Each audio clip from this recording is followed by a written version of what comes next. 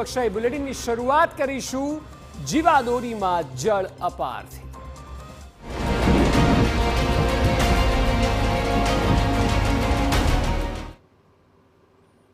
સરદાર સરોવર ડેમની સપાટીમાં વધારો થતા દક્ષિણમાં પ્રશાસન એલર્ટ પર આવી ગયું છે।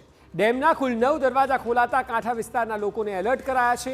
કોઈ પણ પ્રકારની આપાતકાલીન સ્થિતિ ન સર્જાય તે માટે સતત વિસ્તારોનું અને પાણીના સ્તરનું મોનિટરિંગ થઈ રહ્યું છે। લોકોને પણ સાવચેતી દાખવવા માટે જણાવાયું છે।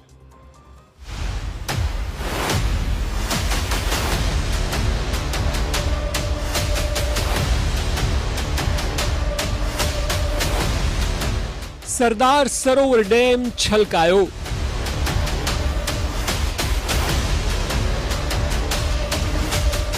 વટાવી 135 મીટરની સપાટી।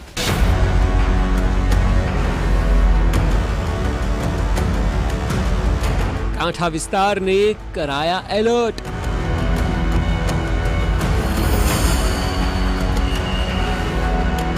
દક્ષિણમાં એલર્ટ પર પ્રશાસન।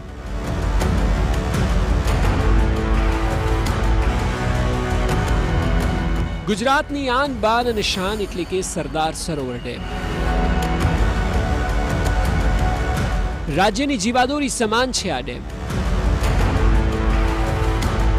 ચોમાસાની સિઝનમાં ગુજરાત રાહ જોઈને બેઠું હોય છે કે ડેમ છલોછલ થાય, જેથી કરીને વર્ષ દરમિયાન પાણીની અછત ન સર્જાય। અને જે પ્રકારે દર સિઝનમાં ડેમમાં પાણીની મજબૂત આવક થાય છે તે જ રીતની સ્થિતિ ચાલુ ચોમાસે પણ જોવા મળી રહી છે।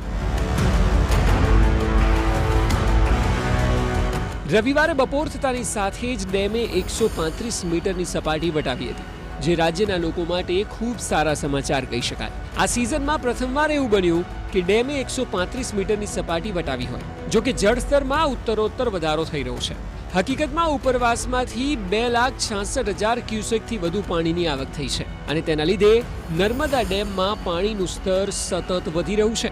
જો કે ડેમની મહત્તમ સપાટી 138.68 મીટરની છે, એટલે કહી શકાય કે લગભગ ડેમ 90% આસપાસ ભરાઈ ચૂક્યો છે। નર્મદા ડેમના ઉપરવાસ એટલે કે મધ્યપ્રદેશના ઇન્દિરા સાગર અને ઓમકારેશ્વર ડેમમાંથી 2.5 લાખ ક્યુસેક પાણીની આવક થતાની સાથે નર્મદા ડેમ 135 મીટરે પહોંચ્યો હતો। ત્યારે 135 મીટરે નર્મદા ડેમ પહોંચતાની સાથે 9 દરવાજા ખોલી અને 1 લાખ ક્યુસેકથી પણ વધુ પાણી નર્મદા નદીમાં છોડવામાં આવી રહ્યું છે। ત્યારે નર્મદા નદી હાલ તો બે કાંઠે થઈ છે, પરંતુ આ જે દરવાજા જે આ વખતે ખોલવામાં આવ્યા છે એ ઓગસ્ટ મહિનામાં ખોલવામાં આવ્યા છે, જેનું કારણ છે કે ગયા વર્ષે 17 સપ્ટેમ્બરના રોજ નર્મદા ડેમના 23 દરવાજા ખોલી અને 10 લાખ ક્યુસેકથી પણ વધુ પાણી છોડવામાં આવ્યું હતું, જેને કારણે પૂરની સ્થિતિનું નિર્માણ થયું હતું। ત્યારે આ વખતે 35 દિવસ પહેલા સતર્કતાના ભાગરૂપે 9 દરવાજા ખોલી અને અત્યારે પાણી નર્મદા નદીમાં છોડવામાં આવ્યું છે। 1.5 મીટર જેટલા દરવાજા ખોલવામાં આવ્યા છે અને નદી કાંઠાના જે ગામો છે તેને અત્યારે એલર્ટ મોડ પર મૂકી દેવામાં આવ્યા છે। આપને જણાવી દઈએ કે જે પ્રકારે પાણીનો ફ્લો વધ્યો છે તેને જોતા પાણીને મેનેજ કરવા માટે ડેમના કુલ 9 દરવાજા ખોલવામાં આવ્યા છે। રિવરબેડ પાવર હાઉસમાંથી 43,332 ક્યુસેક પાણી નદીમાં છોડાયું છે। કેનાલ હેડ પાવર હાઉસમાંથી 9,644 ક્યુસેક પાણી છોડાયું છે। નર્મદા ડેમમાંથી કુલ 52,976 ક્યુસેક પાણી છોડાયું છે। ગત વર્ષે 17 સપ્ટેમ્બરે પાણીનો એવો કહેર જોવા મળ્યો હતો કે ભરૂચ અને અંકલેશ્વરમાં તબાહી મચી હતી। ત્યારે આ સ્થિતિ ફરી ન સર્જાય તે માટે ભરૂચ જિલ્લામાં કાંઠા વિસ્તારના ગામોમાં એલર્ટ જાહેર કરવામાં આવ્યું છે। અંકલેશ્વરમાં નર્મદા નદીના કિનારે ચુસ્ત પોલીસ બંદોબસ્ત પણ ગોઠવાયો છે। સાથે જ સ્થાનિકોને એલર્ટ રહેવાની સાથે પોલીસ સતત પેટ્રોલિંગ પણ કરી રહી છે। એલર્ટના ભાગરૂપે કેટલાક પગલાં લેવાયા છે, જેમ કે માછીમારોને નદીમાં ન જવાની સૂચના આપી દેવાઈ છે। આ સાથે જ સહેલાણીઓને પણ નદી કિનારે જવા પર હાલ પૂરતો પ્રતિબંધ લાદી દેવાયો છે। જે પાણી છોડાયું છે તેને લીધે આગામી 12 કલાક ભરૂચમાં અસર જોવા મળે તેવી પૂરેપૂરી શક્યતાઓ છે। તંત્ર દ્વારા અગમચેતીના ભાગરૂપે પગલાં ભરવામાં આવી રહ્યા છે। એલર્ટ આપવામાં આવી રહી છે। કોઈ પણ સ્થાનિક લોકોને સ્પષ્ટ સૂચના આપવામાં આવી છે કે કોઈ પણ વ્યક્તિ નર્મદા નદીના કિનારે ન જાય. માછીમારોને માછીમારી માટે નર્મદા નદીમાં ન જવા સૂચના આપવામાં આવી છે. તો સાથે સાથે રવિવારની રજામાં સહેલાણીઓ જે નર્મદા નદીના કિનારે ફરવા જતા હોય છે તેમને પણ સૂચના આપવામાં આવી છે કે તેઓ પણ આ સમયગાળા દરમિયાન ન જાય. દર્શક મિત્રો, 1 લાખ ક્યુસેક જેટલું પાણી 5 દરવાજા ખોલી અને ડાઉનસ્ટ્રીમમાં જે છોડવામાં આવી રહ્યું છે તે પાણીના જળસ્તર જે છે તે ભરૂચ નજીક માત્ર ને માત્ર તેનું જળસ્તર થોડું વધશે. કોઈ પણ પ્રકારની ભયજનક સપાટી સુધી જે જળસ્તર પહોંચે તેવા પણ અત્યાર સુધી અંદાજ નથી, પરંતુ તંત્ર કોઈ જોખમ ઉઠાવવા માંગતું નથી. સાથે સાથે દર્શક મિત્રો, જો જળસ્તર વધુ છોડવાની સ્થિતિ સર્જાય તો પણ તંત્ર દ્વારા ચોક્કસ ફોર્મ્યુલાના ભાગરૂપે પાણી છોડવામાં આવી રહ્યું છે. ભરતી ઓટની સમયના ગણિતના આધારે પાણી છોડવામાં આવી રહ્યું છે, જેના કારણે અચાનક જળસ્તર વધવા જેવી કોઈ પરિસ્થિતિ સર્જાશે નહીં. હાલમાં માત્ર 1 લાખ ક્યુસેક પાણી છોડવામાં આવી રહ્યું છે. નર્મદા ડેમ 82% જેટલો ભરાઈ ગયો છે. હજુ તેનું લેવલ જે ઓવરફ્લો લેવલ છે તેના સુધી પહોંચ્યું નથી. કોઈ પણ પ્રકારની પૂરની પરિસ્થિતિ હાલના સમયમાં ન હોવાનું તંત્ર ચોક્કસ આશ્વાસન આપી રહ્યું છે, પરંતુ સાવચેતી રાખવા માટે ચોક્કસ દરકાર રાખવામાં આવી રહી છે. તંત્ર દ્વારા લોકોને સૂચના આપવામાં આવી છે કે હાલમાં પૂરનો કોઈ ભય નથી, પરંતુ સતત ચેતતા રહેવું એ ખૂબ જરૂરી છે અને તેના કારણે તંત્રની સાથે લોકોએ પણ તૈયારી રાખવા માટે સૂચના આપવામાં આવી છે. ભરૂચ ચીફ ફાયર ઓફિસરનું કહેવું છે કે જ્યારથી પાણી છોડાયું છે ત્યારથી જ તંત્ર એલર્ટ પર છે અને પૂરતી તૈયારી સાથે સતત પેટ્રોલિંગ હાથ ધરવામાં આવ્યું છે.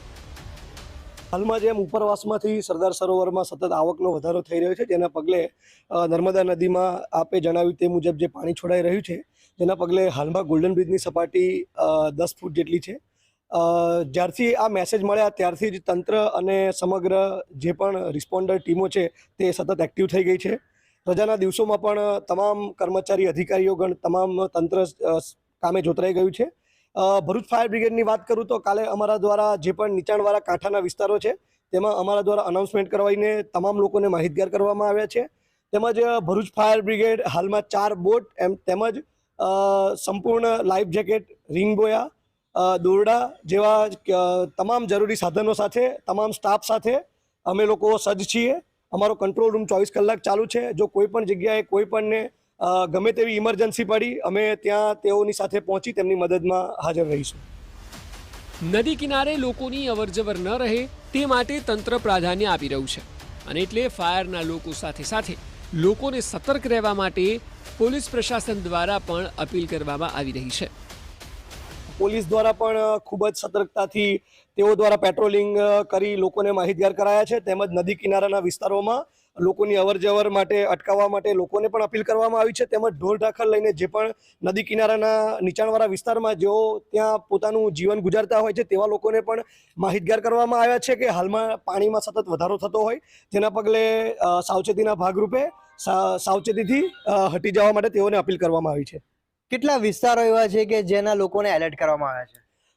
હાલમાં તો જે ભરૂચ શહેર વિસ્તારની વાત કરીએ તો કસક ગોલ્ડન બ્રિજ નીચે ઓવારામાં જે ઝૂંપડપટ્ટીનો વિસ્તાર છે તેઓને સાવચેત કરવામાં આવે છે. તેમજ ફુરજા પાસે જે પણ નજીકના કાંઠાના વિસ્તાર છે, બાંભડિયા ઓવારા, વેજલપુર પાસેનો જે વિસ્તાર છે તે તમામ લોકોને સાવચેત કરવામાં આવ્યા છે. એટલે પ્રશાસને પોતાની તૈયારીઓ કરી લીધી હોય તેવું હાલ લાગી રહ્યું છે, પરંતુ એવી આશા રાખી કે ગત વર્ષે 17 સપ્ટેમ્બર જેવો કહેર હતો તેઓ ફરી ક્યારેય ન સર્જાય. કારણ કે જ્યારે આ પ્રકારની સ્થિતિ સર્જાતી હોય છે ત્યારે હેરાનગતિ મુખ્યત્વે કાંઠે રહેતા લોકોની જ થતી હોય છે અને આ હેરાનગતિ કોઈ સામાન્ય નહીં પરંતુ અનેક વાર જીવલેણ પણ સાબિત થતી હોય છે. નર્મદાથી વિશાલ પાઠક સાથે અંકિત મોદી, TV9 ભરૂચ.